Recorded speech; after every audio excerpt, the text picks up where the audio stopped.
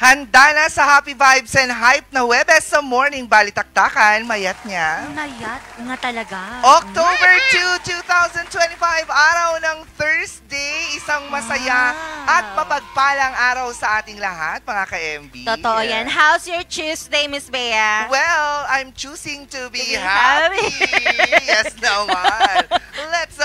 Let's forget all the negativities around us. Let's just move forward. Choose to be happy, choose to smile, and choose to stay with us. Totoo yan, diba? diba? Parang happy. Parang happy talaga kasi akala ko magiging sad na ako. Kasi nga kaninang umaga na makulimlim ang panahon. Ang init kaya? Ang init. Tapos bigla na lang mga 7. Ay, andyan na si Haring Araw. I know, right? Diba? Na-energize ang babaeng ito. At saka syempre, excited ako today. Why? Because it's my second year anniversary. Yes! Diba? Happy second year anniversary here in RNG, Miss Thank Bea. you so much. I really appreciate you. What? Appreciate? Pero kamusta ang 2 years mo dito sa RNG? Eto, pumapayat, gumaganda, lalong sumisexy. Patingin ng sexy? Pak. Ganyan pala. Feeling ko kapag nag 2 years din ako, ganyan na ako kapitit. Hindi ba? Uy, malay natin, may pag-asa. May pagkakataon. May pagkakataon. May pag-asa. Okay. Basta may disiplina sa sarili, Tama. magkakaroon ng pagbabago. Wow. Dahil naniniwala tayo sa pagbabago sa ating bayan. Tama! Ipaglaban. O hindi, wow.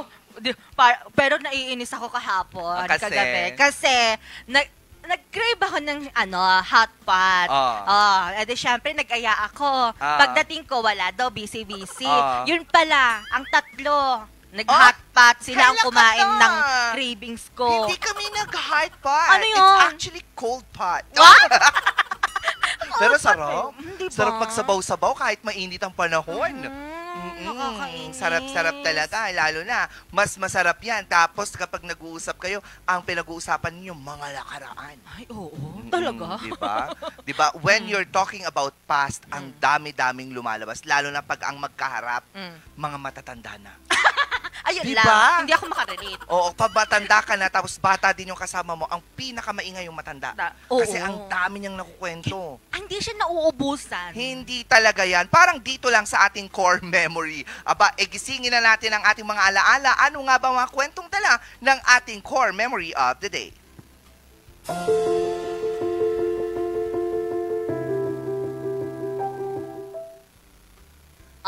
Ano ito? Nasaan siya? Nasaan siya? Black siya. Bakit siya itim? Ay! Parang ang Dalgona Coffee, parang last 2023. Last 3 years ago, 2 years ago lang ito. During the pandemic times, Hindi siya masyadong core memory for me kasi hindi ko talaga siya ginawa. Kasi ako ginawa ko siya kasi sobrang grabe niya sa TikTok. Oo, literal. Literal na yan ang viral siya. Ginagawa. Super viral siya. Lalong-lalo na noong pandemic times na talagang walang ginawa ang mga tao kundi mag-imbento ng kung ano-ano. Totoo. And ito lang yung isa sa mga na-imbento nilang tinry kung masarap din talaga siya. Trinay siya ng pamangkin ko nung kasama ko pa lamang sa bahay ang aking pamangkin. Yes, and it does taste good. Pero however, may gatas eh. Well, oat or oat? No. Almond? Cannot. Hindi pa rin. As long as it's milk. Pero maganda. Ang daming nagpo-post yan. Iba't ibang variation. Totoo. Ay, na-miss ko yan tuloy. Pero, gawa ka nga lang Dalgona Coffee mamaya. Minsan. Kasi ang ginawa ko, wala kasi ako ng pang... Whipper? Oo, yung whipper. Ang ginawa... Frother, the frother. Frother. Okay. Frother. Frother. Oo. Frosty the frother. Basta tas lagay mo na lang siya sa maliit na garapon, tas you shake it. Ganyan. Ay, so you just shook it? Sinuksok ko lang siya, tapos after nun, naging fluffy na siya. Fluffy naman siya, and marami siyang... Yung pamangkin kong ginawa niya talaga, binip niya talaga ng bonggang-bongga by hand. Oo. Pero syempre, sa mga mayayaman, yun lang. Aba, meron silang frother. O kaya yung yung... May frother sila, may teether, may mother, at saka father. Hindi, pero masarap po yan. At saka well, kailangan daw kasi dyan, matamis, di ba, sir? Oo, parang yung coffee, lalagyan mo ng maraming sugar. Kasi yun din yung isa, para maging malapot yung coffee, yung dalgona. Yung dalgona niya, yung parang froth niya sa taas. Froth. Di ba yung froth, yan yung nangyayari kapag sobrang lamig sa atok? Froth bite. Iba yan. Ay, frostbite yun. Froth, ito yung di ba? Yung mga gang. Charot. Ay, hindi ba? Di ba ang froth? Di ba ang froth? Ito yung sabaw. Aba, madami siyang entry, Di ba ang froth yan? Wala akong maisip. Di ba ang froth? Ito yung first, second, third. Hindi ba yun? Di ba iba din yung froth? Ano yun? Yung froth yung nagkokokak? Frog yun. Di ba ito yung kapag nagganyan ka? Froth. Oh, you're in froth. Aba, congratulations. Diba, natuto ako. Oo, ang utak mo gumagana today. Oo, ewan ko ba. Pero masarap yung dalgona coffee. Magawa nga yan. Uy, gumawa ka. Gagawa ako. Kung may garapon lang dito, why not? Maraming garapon dito. Malalaki nga lang. Oo, yung iba may langgam. Pwede nyo pa rin gawin. Pwede natin gawin yan. Pero, syempre, dapat kapag meron kang iniinom, meron kang tinutulak, sabi nga nila. Ano? Pader. Tao. O yung harap mo. Harap mo, ganyan syempre, mo siya. May mga pakanin ka din. Masarap din magkape habang kumakain ka ng kanin. Kaya naman, mga ka-MP, kanin all the way, butil sa araw-araw. Aba, kwento sa hapagkainan. Dito lang yan sa Share Mo To.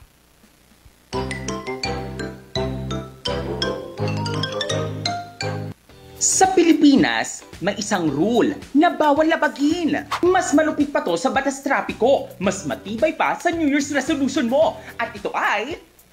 walang tatalo sa kanin dahil kada ng ulam mo, hindi kompleto kapag walang rice. Noodles, lagyan ng kanin. Burger steak, may kanin. May pansit, ay nako, kanin pa rin. Minsan nga, pati spaghetti, may rice combo pa. Charot! At alam mo ba, hindi lang Pilipinas ang ganyan. Sa Japan, may ramen plus rice combo meals. Sa Korea, may ramyun bap, ramen na sinasahugan ng kanin sa sabaw.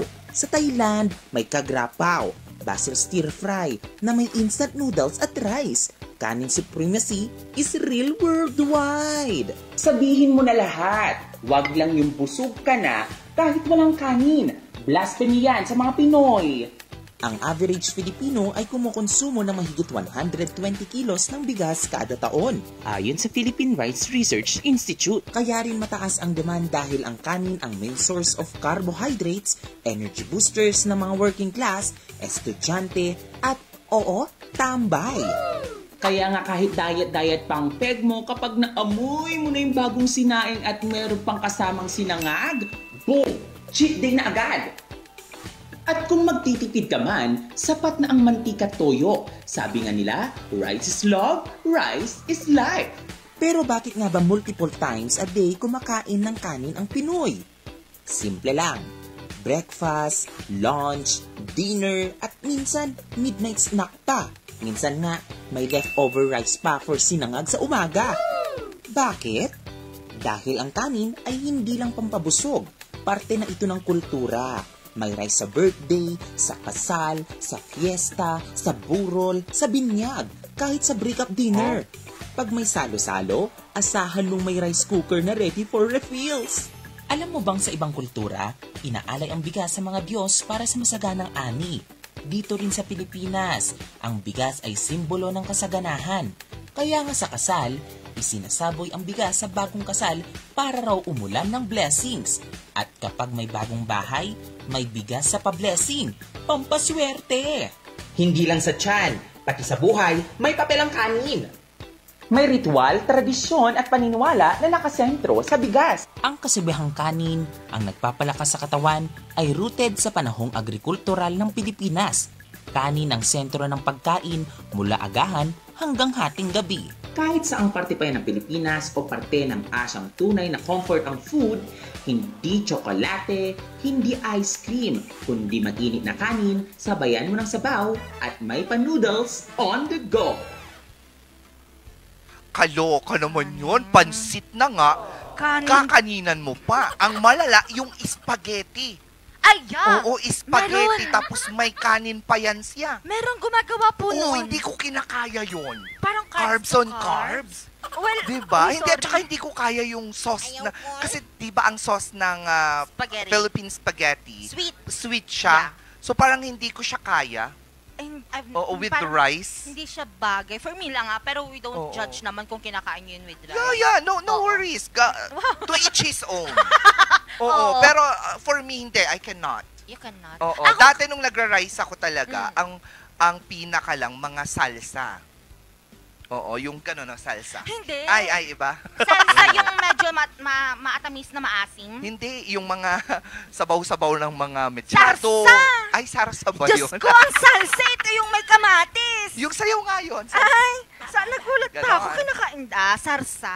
Oo, yun, yung masarsa lang. Yun yung nilalagay ko talaga sa rice. Pero I cannot with pansit. With other food na kung tutuusin, can stand alone. Ay, ako, sorry. Meron yung time, kinakain ko ang pansit ng may rice din. Oo. Kapag wala talagang ulam, yun yung parang pinanguulam ko. Kapag, siguro kaya ko kanton. Oo.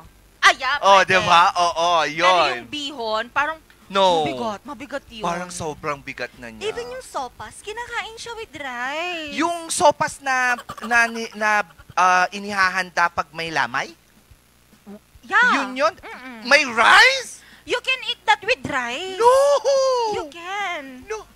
No, pag walang gatas, yes. Oo, yung pag... May sopas bang walang gatas? Meron, yung mas siya, mas savory. Oo, hindi siya yung matamis. O, gisa-gisa mo lang, tas lagyan mo lang ng tubig.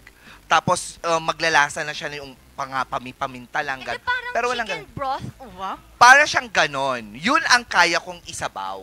Pero Sa kanin. Pero with the gatas, with the evap, no, I cannot. Kasi ang ginagawa ko dati, nung bata naman kami, si mama, lalo na kapag ayaw namin ng ulam, gatas sa kanin. Yung powder, tapos lalagyan mo yan ng juice meal. Sinabi mo pa. Grabe. Ang dami naming lupa noon. Lupa sa paa? Hindi, sa kuko. Mayaman kami noon. Oo, akala ko nga dati kontraktor kami.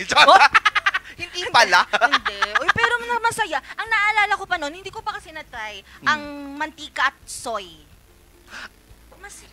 Ang sarap.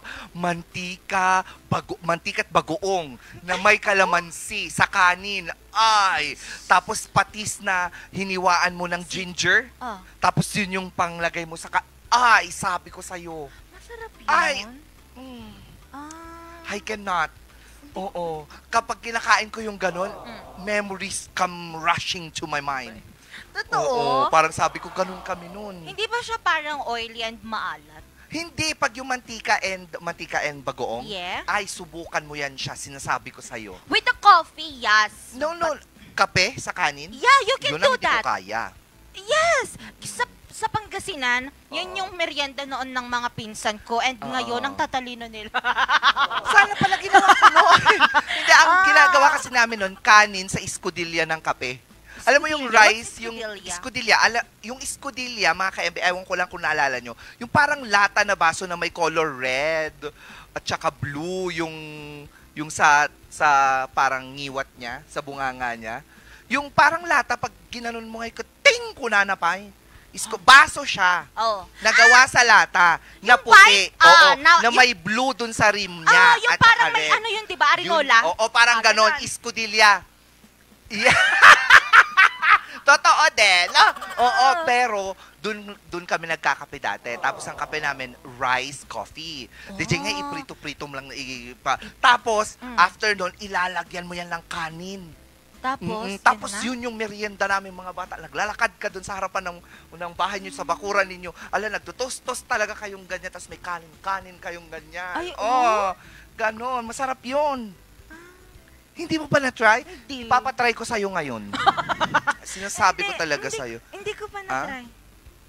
Oo, susunugin mo lang yung bigas. Alam ko yun, yung sinusunog yung bigas, even yung mani. Di ba ginagawa rin pong kape ang mani? Ang layo na natin. Oo, sabi ko kanin lang, napunta tayo sa mani. Hindi, ganun nga. Alam ko yun kasi kinapi na rin yun noon ng mother ko. Hindi ko lang alam na nilalagyan din siya ng rice Pwede na ano. yan, masarap yan siya. Hindi ba mapait? Ha? Mapait? Lagyan mo kasi nakasukal yung kape mo ka! Gigil mo din ako Pero ang mga kanin yan, yung mga iniiwasan ng mga nakikipagent. Kasi malakas kasi siyang makapag-blow, tapos makapag-dagdag ng tiyan, na iniiwasan ng mga nagpa-pageant. At speaking of pageant, mga ka-MP, inilunsad ang first ever Ginoong Cordillera kahapon. Ako, panoorin natin yan dito sa Talaga Buzz.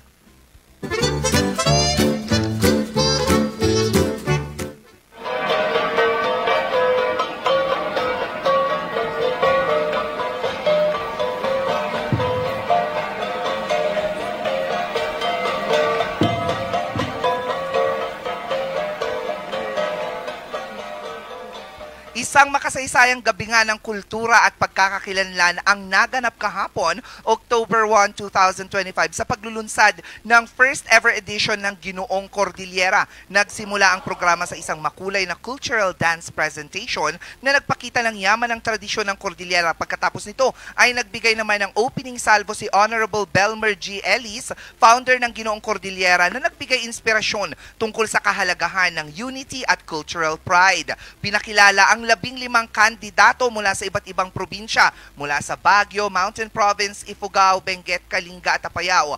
Bawat isa ay hindi lang kakisigan at confidence ang dala, kundi pati na rin ang dangal ng kani-kanilang probinsya. Tampok sa gabi ang sashing ceremony at ang kaabang-abang na Bahaga Fashion Show, kung saan ipinakita ng mga kandidato ang iconic Cordillera attire at ang matinding, of course, media questions.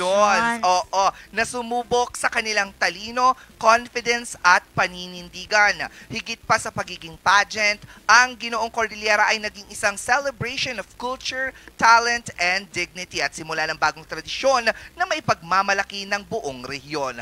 17 kandidato nga ang kabuuan ng mga magpapatagisan ng kisig at talino sa darating na October 18. Wow, look at that. Diba? Ang kikisig. Yes, we were there. How was that? And, you know, it was a serene moment for me. Ang ganda lang na, you know, may mga ganitong pageant na nagbibigay ng way for other places to know the beauty of the province. Ay, totoo yan. Yan yung mga kailangan thankful tayo kasi may mga ganyang platforms. Yes. Oo, kasi syempre hindi naman lahat ng tao din pumupunta sa mga places na yun. So sila na yung magdadala dito sa lungsod ng Baguio. So imagine, lalo't ngayon napakalaki ng audience ng pageantry. So hindi lang yung dahil hindi ka makakapunta kasi sobrang layo ng lugar, pero the social media is already bringing the pageant to the people around the world. Totoo, nakita mo nga yan sa post ng RNG kagabi. Diba? Grabe! Woo! Ka-OA niyan siya. Oo, pero grabe, ang kikisig talaga ng ating mga kaigurot. Kilalanin natin ang ilan sa kanila sa mga susunod na araw. Kaya tumutok kayo dito sa Morning Balitaktakan. Ako, mga ka-MB, mamaya naman ang mga balitang nakalap ng RNG News. Kung saan po sa probinsya po ng Ilocos Sur, nako po, isa pong 48 years old na lalaki ang tinambangan sa isang gasolinahan at pinagbabaril lang hindi pa nakikilalang individual. At hindi lang po yan mga ka-MB, dahil po sa mga kumakalat na issue patungkol po sa ghost projects, talaga naman pong sinigurado po ng ating Baguio Mayor Benjamin Magalong na wala pong ghost project dito sa lungsod ng Baguio. Sa lungsod ng Baguio, yes po. Ang marami lang talaga dito, ghosters. Oo. At hindi lang po yan, dahil mamaya naman po abangan din natin ang mga estudyante po mula po sa probinsya ng La Union na naghahanda na para dito sa robotics competition. Robotics? Saan yan? Sa La i-represent nila ang Philippines. In the International Robotics Competition? Exactly. Gusto ko yan. Marunong ka ba mag-robot-robot? Oo. Hindi Hindi ba yung gano'n? Yung gumagawa ka ba ng mga robots? Yeah. May mga nakilala akong mga robots dati. Yung mga walang pakiramdam, walang puso. Walang luluwa. Real. At mamaya din, kung kanina, mga Ginoo, mamaya mga ginang. Hindi, mga binibini ang ating makikilala. Saan? Anong laban yan? Malalaman natin sa pagbabalik ng Morning Balitaktakan.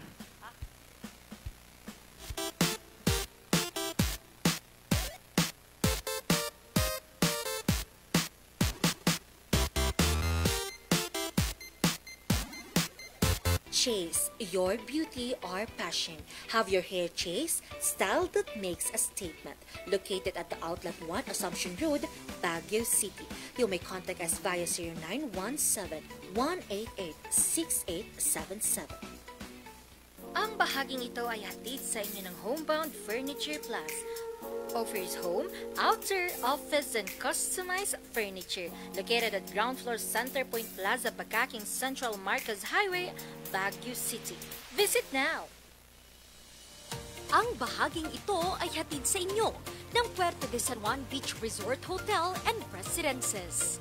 Puerto de San Juan Beach Resort Hotel and Residences, a high-end and exclusive residential enclave and boutique luxury resort located at the heart of San Juan La Union, the surfing capital of Northern Philippines. 7 healthy habits para sa healthy Pilipinas. Galaw-galaw, baka ma-stroke like bike, jog, jump, rope. I'm stoked. Kumain ng sapat, dapat balance side. Pinggang Pinoy, malami. There you have it. Isa sa 7 healthy habits. Sundin! Do it na yan. Sugarin unahin at mamanahin ng mamamayan. Ay healthy Pilipinas. Malakas sa magandang bukas. Ang bawat Pilipino sa mundo. Sa ulado ang pitong ito.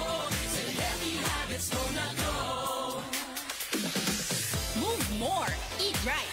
Be clean. Live sustainably. Get vaccinated. Don't smoke. Lessen alcohol. Say no to drugs. Care for yourself. Care for others. Practice safe sex. Do no harm. Put safety first. Do it na yan. Sa healthy Pilipinas.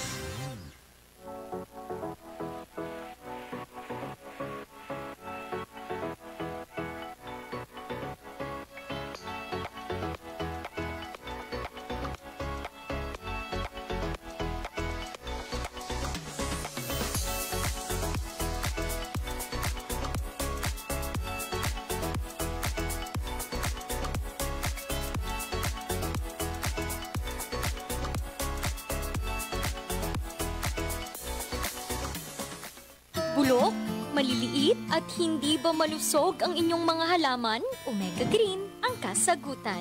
Ihalo lang ang 2 kutsara nito sa isang maliit na container at kaunting tubig. Pagkatapos ay ihalo sa knapsack sprayer at pwede na itong ispray sa mga pananim. Meron itong nitrogen, phosphorus, magnesium, copper at zinc na tumutulong sa pagpapaganda at pagpapabilis ng tubo, pagpapanatili ng nutrisyon, mas malagong mga dahon at panlaban sa mga sakit ng mga halaman. Hindi rin ito nakasasama sa kapaligiran. Pwede rin ito sa kahit anong klase ng halaman, mapa-highland crops o lowland crops. Omega Green by Encam Agri-Marketing, the ultimate friend of farmers.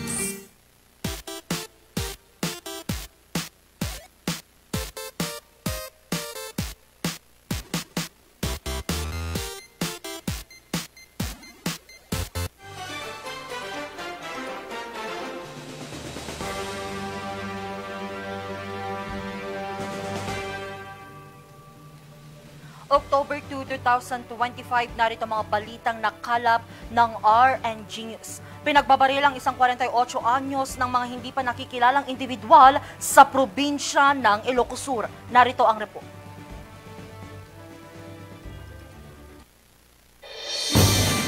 Nakabulagta at duguan sa harap ng gasolinahan ang lalaking ito sa Barangay Cabalangan, Bantay, Ilocos Sur, alas 5:30 ng umaga kanina, October 1.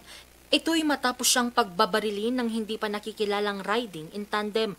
Ang biktima, magpapagusulina lang sana nang lapitan siya ng gunman at saka pinagbabaril. Based on our initial investigation po, backtracking natin, yung backtracking ng CCTV, medyo hindi po malinaw yung kuha doon sa mukha ng mga suspect. Nagsalubong po sila na paglampas ng kuha ng gasolinahan. Then lumiko po itong victim na magpagasolina. Lumiko din po yung suspect. Doon na po siya binanatan sa may site. Sa inisyal na investigasyon ng Bantay PNP, nagtamo ng 4 na tama ng baril ang biktima sa ulo at dibdib. Naitakbo pa ang biktima sa pagamutan pero idiniklara itong dead on arrival. Bale, siya po ay kasalukuyang nagpapagasolina nung siya po ay nang may 2 pong lalaki na dumating, tulan po ng Neo motorcycle at doon po siya pinaputukan ng 4 na beses. Dagdag din ng bantay PNP, sospek raw ang biktima sa pamamaril noong Mayo ng nakaraang taon pero nakalaya rin ito matapos itong idaan sa areglo. Involved rin ng shooting incident last year po, mga May po last year.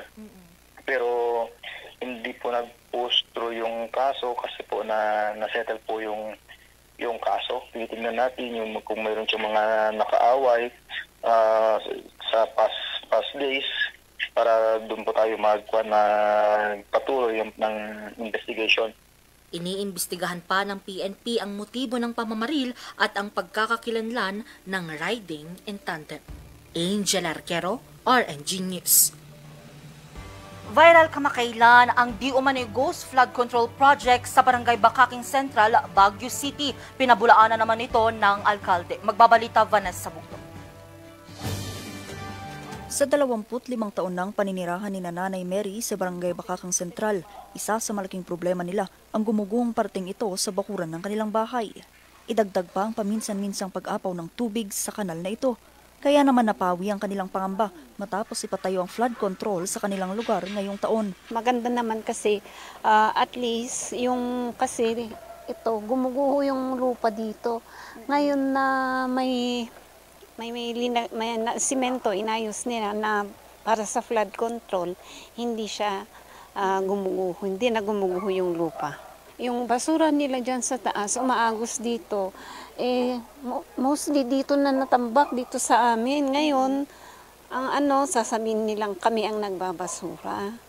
Kaya gusto ko sanang ipabarangay yung para tignan ng barangay ang basura na yan. Ganito rin ang pananaw ng ilan pa nilang mga kapitbahay. Para safety dito sa kasi may natitibag dyan pag kaya nilagyan ng kabiti. Bagamat malaking tulong ang proyekto sa mga residente, may ilang mga netizens ang hindi mapigilang questionin ang higit 2 milyong pisong proyekto. Ang ilan tila nagdududa pa kung isa ito sa mga tinaguriang ghost projects sa bansa. Pero sa post na ito sa Facebook page ng alkalde ng lungsod, agad niyang pinabulaanan ng mga aligasyon. Dito sinabi ng alkalde na hindi ito ghost project at mayroong kakulangang dokumento ang nasabing proyekto at maaari itong makita ng publiko. Ang nasabing proyekto ay sinimula noong 17 ng Marso at natapos noong 6 ng Hunyo ngayong taon. Nagkakahalaga ito ng 2.4 million pesos at kontraktor nito ay Capable Builders. There was one time na i-invite kami para puntahan yung lugar together with the City Engineer's Office. So wala akong nakikitang problema doon sa project na yun. Unang-una, kailangan talagang gawin. So kahit kami, syempre, kailangan nilang tapusin kasi kami ang magbe-benefit doon, kami ang nakakakita kung ano yung effect kung hindi yun gagawin. So nakita naman namin na okay naman, maganda naman ang result. Bagamat 3 buwan na mula nang matapos ang proyekto, mayroong panawagan ang ilang mga residente. Sana raw sementohin din ng sahig o ang daraanan ng tubig para hindi maipon ang ilang basura at hindi mabarahan ang daluyan ng tubig. Ito rin daw kasi minsan ang rason kung bakit umaapaw ang tubig sa lugar. Vanessa Bugtong, RNG News. Naghahanda ng mga estudyante mula sa La Union para sa nalalapit na International Robotics Competition. May kwento si Charles Nicolemon. Sa paningin ng iba, laruan lamang ang Lego. Pero para sa mga estudyanteng ito na miyembro ng Arapaap Robotics Team ng Polytechnic College of La Union, higit pa raw ito sa laruan. Gamit lamang ang kanilang henyo sa programming at pagkamalikhain, nakagagawa na sila ng robot.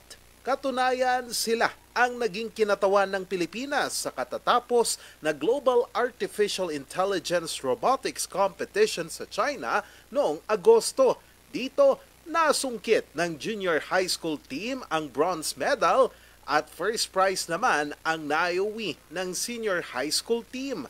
Pero bago pa man nila ito masungkit, dumaan muna sila sa hirap sa pagbuo ng kanilang mga robot. Kailangan po namin sa pagbuo ng robot, kailangan po adapted po talaga siya. Kailangan po nagagawa niya po talaga lahat ng task. Kailangan pag-isipan po talaga namin na kahit sa maliit na robot lang po siya, kahit very simple, dapat po very powerful siya na natatapos niya po yung task namin lahat. Naging masaya po kasi lahat ng effort, time, and sacrifice po namin sa amin, sa family, is nagkabunga po na nanalo din po kami dun sa China. Ang mga ginawa nilang robot, hindi lang iisa ang kayang gawin. We have 7 tasks po. May gagawin po kami doon. Ang gagawin po namin may iba't iba po. Magla-drop po kami ng oxygen particles at saka gagawa po kami ng seed planting. And then, ang kailangan po namin makabalik po sa Earth. And then after po namin mag-land sa Earth, babalik po ulit kami. Pero bago pa man daw gumawa ng mga task ang robot, isa raw sa mga pinakametikuloso rito ang programming at machine learning. Yung pinaka-nahihirapan po kami is yung sa camera. Kasi sa camera po, gumagamit po kami doon ng ML po, which is yung machine learning po. Sa machine learning po, or sa camera po, which is, detect niya po yung scanner na i-scan niya, which is yung 1 or 2. Yun po yung pagbabasihan niya po kung ano pong task yung gagawin niya. Hanga naman sa abilidad ng mga estudyante ang kanilang coach na si Bong matapos talunin nila ang iba pang bansa na mayroong mas advanced na teknolohiya. So, sobrang supportive po ng president namin at ng PCLU pagdating po sa robotics, which is lahat po ng needs namin sa robotics is pinoprovide po ng school, and pagdating po sa mga robots, kits, foods, expenses, supportive po si president po namin. At ngayon, naghahanda sila para ipamalas muli ang galing ng mga Pilipino sa robotics.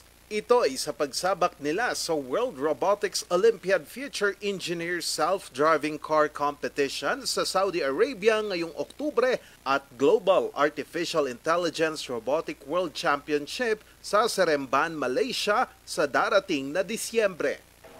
Robotics could help you in critical thinking and to solve real life problems po talaga siya. So hindi lang po siya makakatulong sa amin, but makakatulong din po siya sa country natin. Especially po na nasa technology na po tayo these days. Kaya naman, kumakatok sila muli sa publiko para sa suporta at donasyon para muling mayangat ang bandila ng Pilipinas sa mundo ng robotics.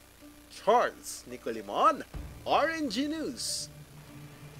At yan ang mga balitang nakalap ng RNG News. Abangan mamayang alas 5:45 ang maiinit at nagbabagang mga balitang hatid ng Luzon Headlines. Muli ako si Angel Arquero para sa Morning Balitaan. Magbabalik ang Morning Balitaktakan. Magandang umaga sa ating lahat.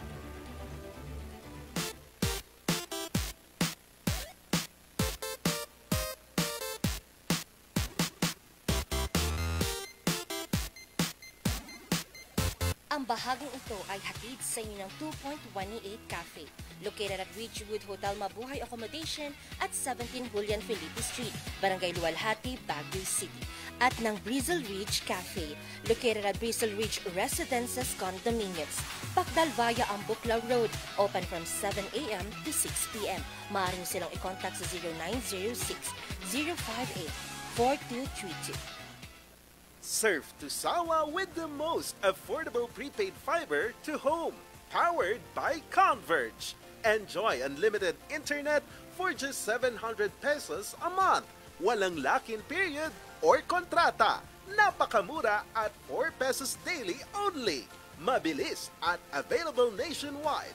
Visit us today at the ground floor of Baguio Methodist Building, Marcos Highway, in front of BGH Flyover, or like and visit our Facebook page, Highland Internet Surf to Sawa.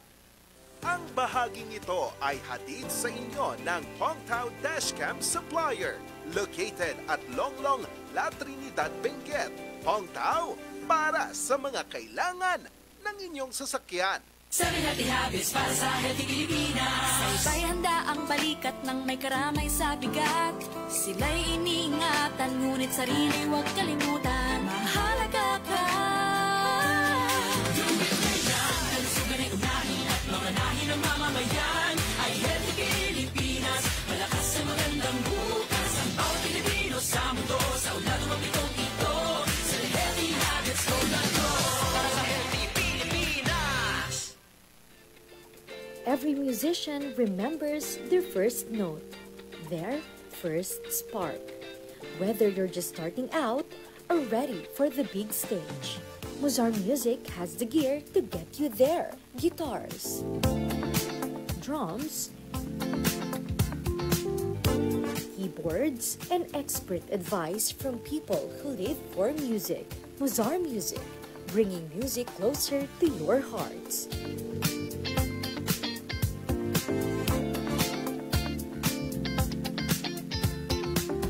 Mozar Music since 1976.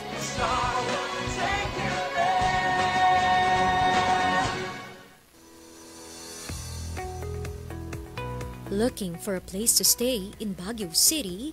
Find your calm at Hotel Supreme. A good dip at their pool.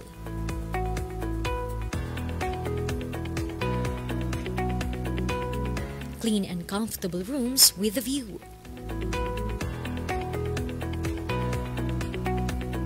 Accommodating staff.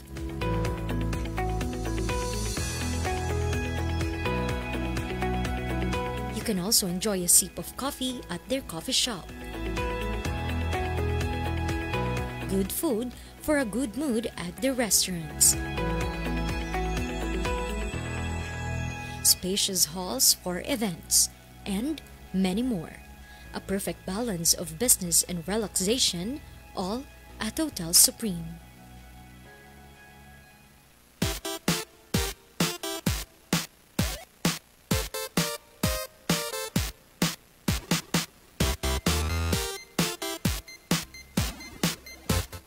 At nagbabalik ang morning balitaktakan from Benguet with Charm. Kilalanin ang ilan sa mga kandidata sa darating na Miss Universe Philippines Benguet dito sa Bida Yan Siya.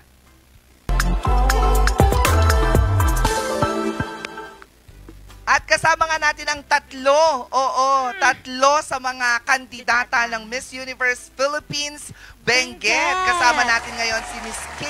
Angeli Pisoy, representing Ampukaw, Itogon. Hello, good morning. Good morning po, Maptanjan Agsapa. Anak ano? Maptang? Yes. Maptang Jan Agsapa. Maptang Jan Agsapa. Kasama din natin si Miss Rica Fe Acosta, representing Camp 1 Tuba. Hello, good morning. Injan Agsapa, si Katujun Amin. Sige, sa pangatlo na tayo. At syempre si Miss Claudine Bernardino ng Sablan. Naimbag nga agsapa kada kayo amin. Ayun, yung naintindihan ko. Doon tayo. Naimbag nga agsapa nga talaga. Kada kayo amin. How's your morning, ladies? Umpisa natin kay Miss Ampukaw. I feel so great po. We are very excited to be here and we are grateful po. Thank you po for inviting us. You're very much welcome. You can now leave. Siyempre, tatanungin natin. Ay, hindi pa ba? Ay, Sorry. Ay, sorry. Camp 1 din, Si tanungin Miss natin. Rica, how's your morning? Okay naman po, super aga po namin nag-prepare to come here and we are very thankful po kasi nandito po kami ngayon. Diba? We are also grateful that you are here. O, tara na. Tayo yung aalis. At Miss Claudine? So, thank you po for inviting us today. We're truly honored na in-invite niyo po kami. And of course, we want to thank our local director, Miss Wainona Galvan, for this organization to push. Yes! Gusto ko siya. medyo babaeng bakla. Ang peg ng lola mo. I like it. Oo. Kamusta naman ang mga recent activities natin? Super nag-enjoy po kami sa activities, especially po doon sa store visits po namin because that's the time that we appreciate the perks of being a candidate po. Yan. Nakita ko nga yung mga ginawa ninyo. Nagbigay din kayo ng mga pagkain, ano? Yes. Oo. Yes po. Kwentuhan mo nga kami nun.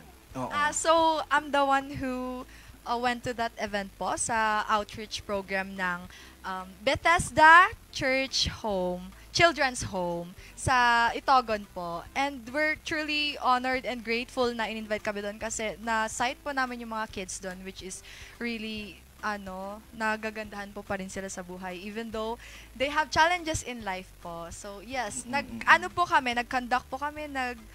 prepare po kami ng food for them and Yes po. Super And games nag-enjoy din. talaga. Yes, super nag-enjoy din po. Oo. Even kami nakapaglaro din po. Naglaro din kayo, hindi kayo napagod. Anong nilaro nyo?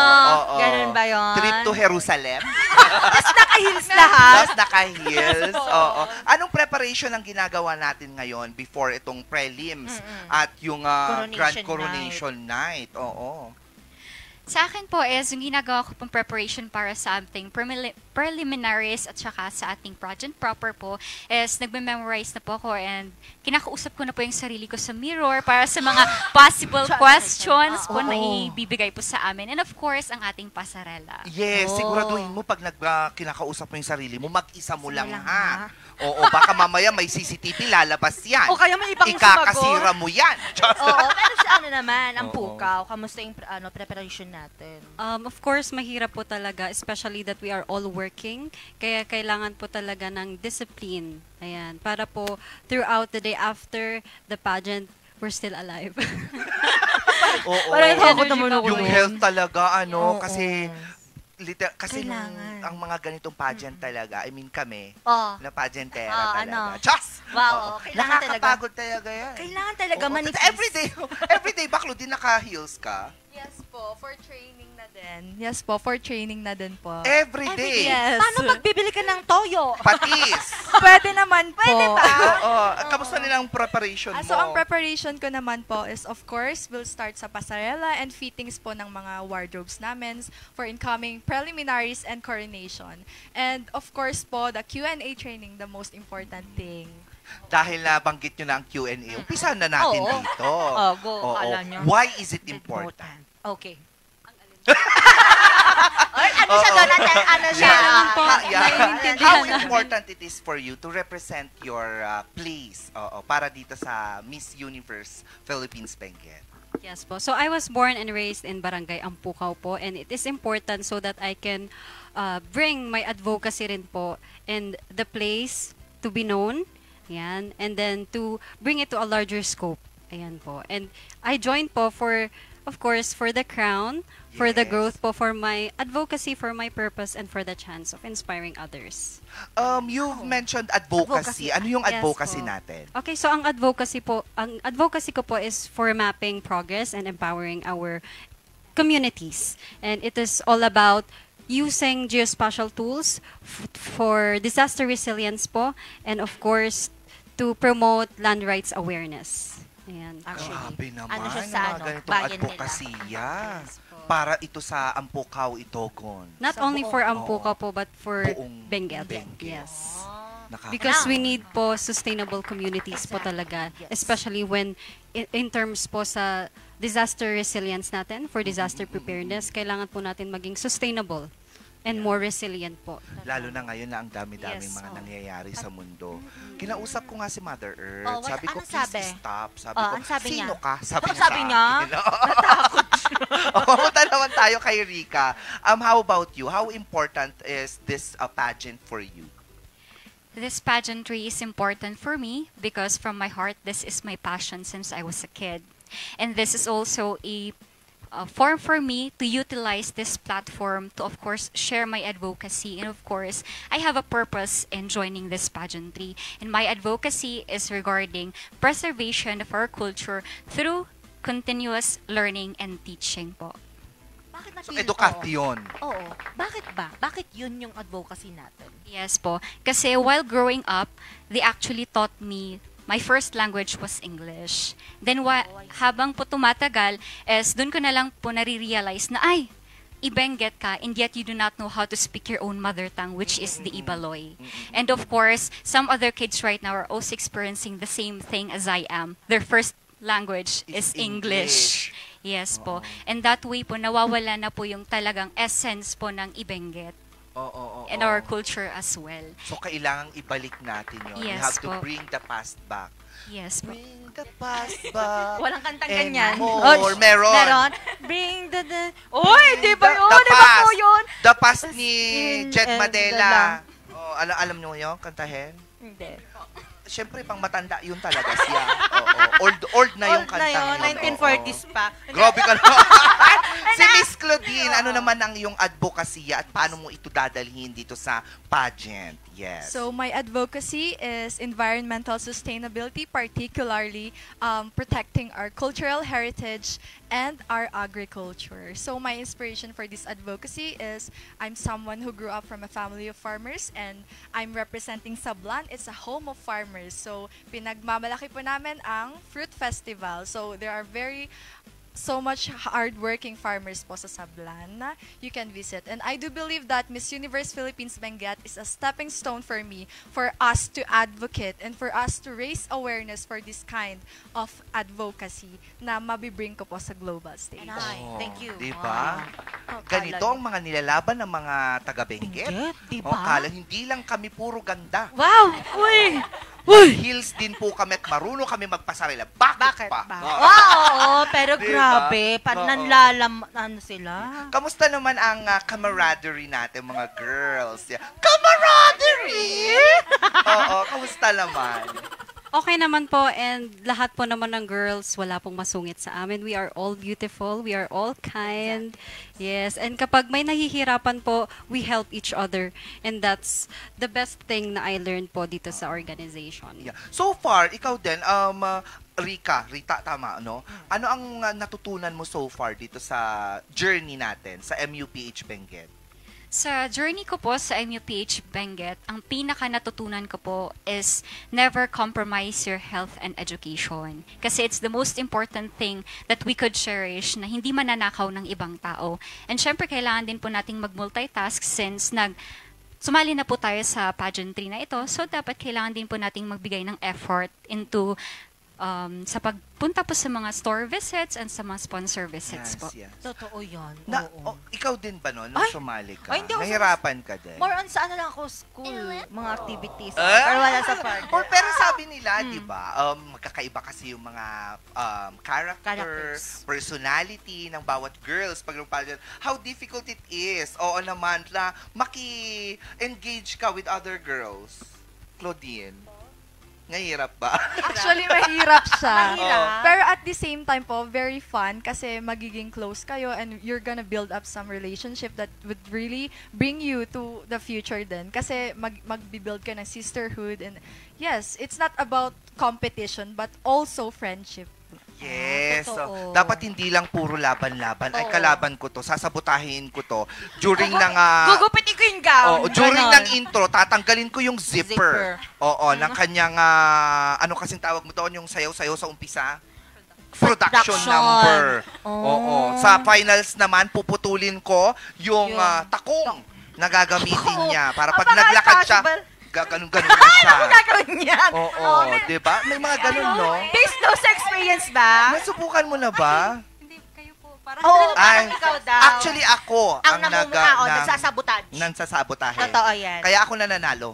Oo. Saan? Kailangan gawin natin yan. Anong competition? Competitive ako eh. Anong competition? Ha? Anong competition? Marathon. Marathon ba? Yes. Pero gusto ko sanang tanongin, syempre, ilang beses na rin tayo sumali sa mga pageant. Alam ko si Sablan, ilang beses na rin talagang nakikita ko. May mga challenges pa ba? Or nahihirapan pa rin ba kayo every time na sumasali? Oo. Yes, of course, may mga times na nahihirapan ka din. And of course, there's always a room for improvement din. So, as you go to this kind of competition, let's say, before this kind of competition, and then you're gonna join again, of course, meron pa rin may mga natututunan ka pa din. Yes. Ikaw meron ka namang mga experience na sa pagsali? Yes po, since I was 12, 11 or 12 na po yung pageantries po na sinalihan ko po. And lahat po iyon is I met some misfortunes. Hindi naman po sa misfortunes, pero nagkakasakit po kasi ako before or on or during po the pageant. Girl, ikatok mo yan! Nakakatok, ikatok mo yan sa kahoy! Walang kahoy! Oo. Busy to! Ikatok mo sa kahoy yan! Kahoy yan, girl! Dito na nga lang. Mukha rin naman kahoy. Pero ngayon, okay ka naman. Ngayon, actually po, during our contract signing is Kakalabas ko lang po ng hospital that Diyos time. niyo, garapon ka naman, girl. Alagaan mo yung sarili mo, ha. Lalaban ka pa, maglalakad ka pa, ilang oras pa kayong tatayo sa stage. Diba? Tapos 2 beses pa, syempre may prelim, may grand coronation night pa. Nako. Pero, kahit na ganito yung nangyayari, pinupush mo talaga. Yes po, pinupush ko po talaga. Kasi ito po yung passion ko po aside from studying, aside from serving the youth in a local barangay po. And how about you? May experience ka na rin? Meron naman po, I also started when I was in high school. And nung college po talagang nag-stop because I have to focus on my studies. Kasi nga po, nahihirapan ako sa na-enroll kong course. Pero after po ng oath-taking, after ng board exam, I used po yung opportunity of the Geodetic Engineers of the Philippines Incorporated. And last 2024 po, I represented our region, the Cordillera, sa Lacambining Inhinyera po. And yun po, hanggang sa that experience po led me to Pasay City to represent North Luzon. And then nung last August 8 po, I was crowned as the Lacambining Engineer 2025 at Dagupan City. At Davao City po. Ay, grabe naman. May corona pa. Ikaw may corona ka na rin.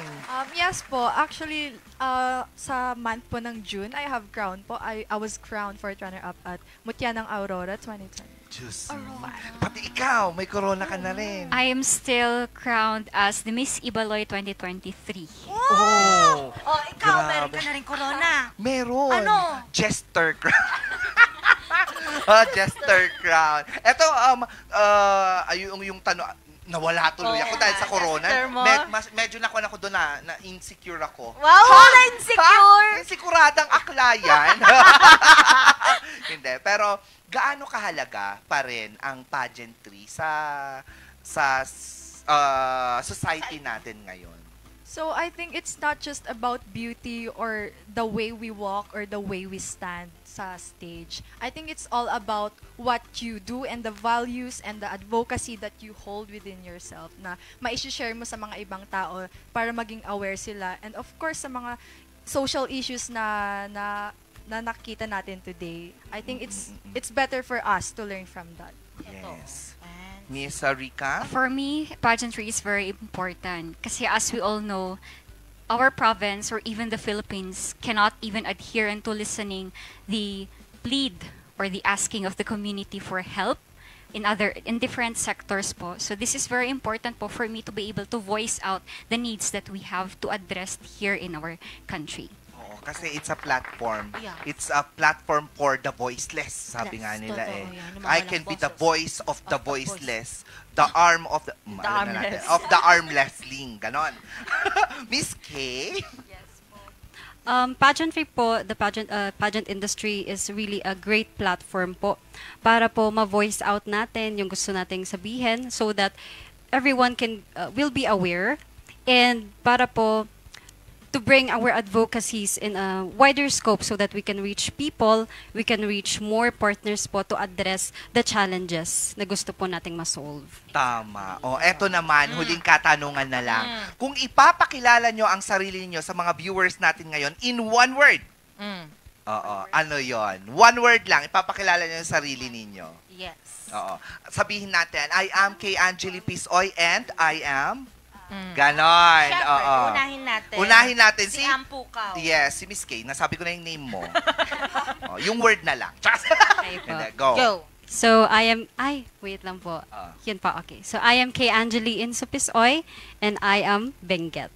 Wow! Wow! Ang luwang mo, girl! Ang lapad ng lupa mo, bakla! Akin ang Benguet, girl. Oo, hindi. Maganda yun, I like that. I like that, yes. Miss Rica? Si Rica Fe Emperor Acosta and I am an advocate. Yes! I like that. Magkakaiba talaga sila. Sige daw, wag na. Mukhang ayaw mo na. Sige, go. Miss Claudine. I am Claudine Mejia Bernardino and I am the dream. Wow! Panaginip! Galing! Ang gaganda. Saya naman. Imbitahan naman natin ang mga viewers natin na abangan ang preliminaries at saka yung grand coronation natin. Umpisan muna natin kay Miss Kay. Yes po, I invite everyone po to witness the preliminaries on the 11th this October sa Cap John Hay po Trade Center, and this 19th na rin po ang grand coronation sa Cap Building pa rin po, John Hay. Time, maybe, yung oras naman natin for prelims and grand finale.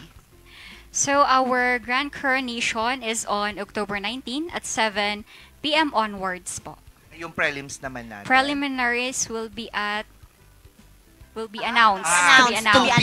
TBA! Yes. Oo, pinaghahandaan pa yan. To be associated with. Oh, to be announced. Tibaw. Yes, tibaw. Tibaw. To be associated with. Oh! May bago ka na, girl. Gamitin mo yun. Gamitin mo sa Q&A. And of course, we would like to thank our local director, Miss Wynona Galvan, and also our Vice President, Mr. Carlton Araboy, and then also our Chief Director, Sir Bert Cabusi. Thank you so much. And also, I would like to thank our handlers for us taking care of us and our makeup, Sir Richmond Valentin. And of course, I would like to thank Mr. Christian Santa Ana and Andrea Ang. Thank you so much po. Yan. Shout out! Dali, shout out! mga Baka may gusto rin kayong pasalamatan din. Go!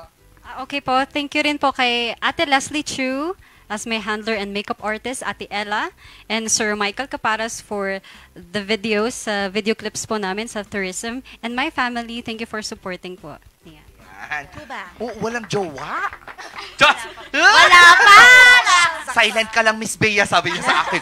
Magtutus tayo mamaya, sabi niya. Miss Rika. So I would like to thank also my team. Our head team leader is Mr. Andro Visaya Jr. My makeup artist is Joey Saliguaga, and my hair artist is Kuya Kyle Deligan. Friends, family. Special loved ones. Special someone. I would like to also greet my family who are watching at home, especially my mom and my dad, and of course my siblings po, and my loved one. He's currently working, so I'm not quite sure if nanonood po siya ngayon. But hi po, Jedothon Serrano. Kinikinig ako bigla. Sana ako din. Kaso yung loved one ko, pinag-aaral ko, hindi nag... Ha? Eme lang. Wala ka nang ihahabol, Miss Claudine. I would like to thank my family also for supporting me to this journey. And I would like to thank all of the organizations and sponsorship that we held last time. So, thank you so much po. Thank you very much, Miss K. Angeli Pisoyo, Pampukaw, Itogon. Miss Rika Ape Acosta ng Campuan, Tuba. And Miss Claudine Bernardino ng Sablan. Bernardino. Dapat ganun mo pakilala mo. No? Claudine Bernardino Sablan. Paano ba? Isa naman, yung paano ba kayo magpakilala sa Grand Coronation Night? Go! Umpisa natin kay Miss Ampukaw. Candidate number 1! Okay po. Kay Angeli Insopisoy, 25, Ampukaw, Itogon. Candidate number 2! Ricafe Emper Acosta, anak ni Ibenguet, representing Barangay Campuan, Tuba. Nape-pressure pala si Claudine. Oo, ikaw na, go! Claudine Mejia Bernardino Sablan. Bernardino. Basta pag maraming R talaga yan siya, masarap siyang bigkasin. Ganun talaga siya. Parang lamig lang ng Benguet, ne? Claudine Bernardino. Dapat pa. Ngayon, congratulations and good luck sa inyong magiging journey dito sa Miss Universe Philippines Benguet. Thank you so much for being here. At dinagdagan nyo ng ganda ang entablado ng Morning Balitaktakan. I mean, meron naman na kaming dalawa. Sapat na sana yun. Pero sige, bigyan namin kayong platform. Eme lang. Naku mga ka-MP, eto. Ha? Mga ka-MP, batiin naman natin ang happy birthday si Sir Noel Gapasin! Happy birthday! At syempre si Sir Mark Egtapel! Happy birthday to you! Happy birthday! Happy birthday! Hindi siya kinakaya. Ayan, happy birthday po! Pawisel tayo. At saka At syempre sa mga partners natin, maraming salamat po sa inyong lahat. Mga ka-MB, bukas magsama-sama ulit tayo sa huling araw ng unang linggo ng buwan ng Oktubre. Dito pa rin yan sa masaya, inspirational at very informative na Morning Balitaktakan. Mayat niya! Mayat!